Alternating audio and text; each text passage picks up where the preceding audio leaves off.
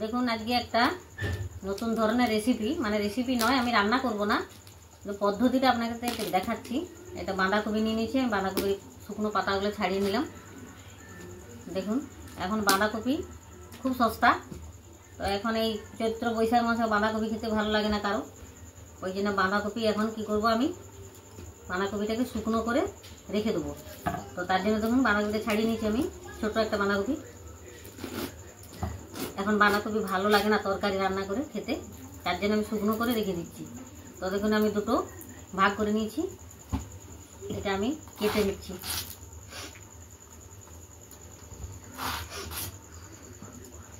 এটাকে আমি যেমন বাঁধাকপি তরকারি হয় সেরকম একটু বড় বড় করে কেটে নিচ্ছি।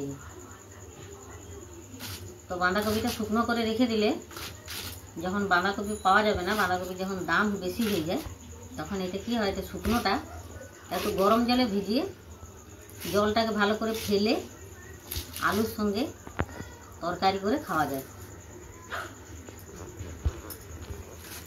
টাটকা বাঁধাকপির মতো টেস্টটা হয় না, কিন্তু তবুও খাওয়াটা চলে। তো তার জন্য আমি আজকে বাঁধাকপিটাকে শুকনো করে দেখাচ্ছি আপনাদেরকে।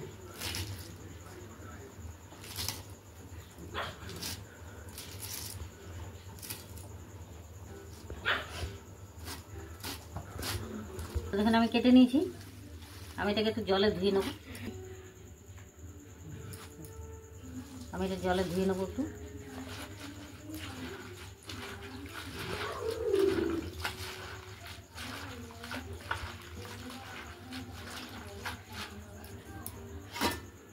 আমি আরেকটা জায়গাতে এটা ছেঁকে ছেঁকে তুলে নিচ্ছি।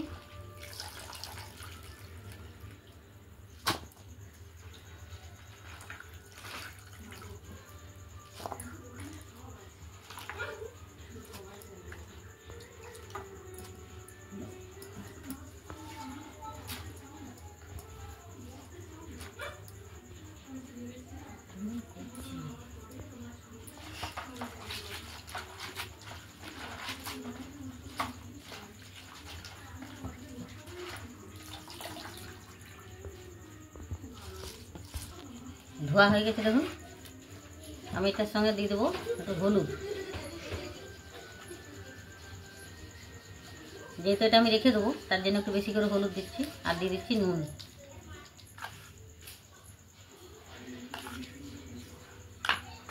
ভালো করে একটু মাখিয়ে নেবো হাতে করে।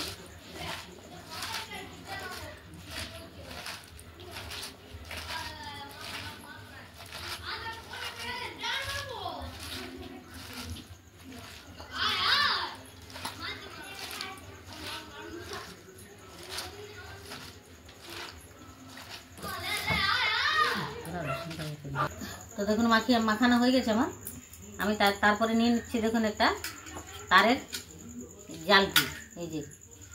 তো আপনারা চুলায় করেও দিতে পারেন, আমি এটাই করে দিচ্ছি কারণ জলটা ঝরে যাবে, তাইলে এই যে নুন জলটা দিয়ে বেরোবে, এই জলটা ঝরে যাবে।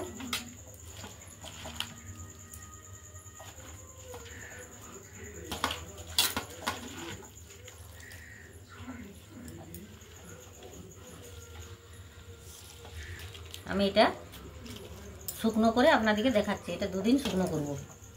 তো বন্ধুরা আমি শুকনো করে ফিরে আসছি, আপনাদেরকে দেখাবো। তো বন্ধুরা দেখুন আমি একটা বাঁধাকপি কেটে আপনাদের সামনে দেখিয়েছিলাম। একটা বাঁধাকপি কেটে আমি রোদে নুন হলুদ মাখিয়ে শুকনো হতে দিয়েছিলাম। তো সেই বাঁধাকপিটা দেখুন কতটা হয়েছে, মানে এতটুকু হয়েছে, একটা বাঁধাকপি শুকনো হয়ে এইটুকু হয়েছে। তো এইটা আপনারা রেখে দিবেন। দেখুন কি সুন্দর একদম, দেখুন একদম গুঁড়ো হয়ে যাচ্ছে, এত সুন্দর শুকনো হয়েছে, সেই শুকনো মাছের মতো দেখুন। তো এটাকে আপনারা বাটিতে একটা কৌটোতে করে কুড়িয়ে রেখে দিবেন। যখন বাঁধাকপির দাম বেশি হয় তখন এটা গরম জলে ভিজতে দিবেন। গরম জলে ভিজতে দিয়ে ভালো করে ধুয়ে ছেঁকে এটাকে আলু দিয়ে তরকারি করবেন, দেখবেন খেতে ভালো লাগবে। কমেন্ট করে জানাবেন, যদি কিছু জানার থাকে কমেন্ট করে জানাবেন, আমি অবশ্যই বলবো। আর লাইক করে দিবেন, সাবস্ক্রাইব করে দিবেন।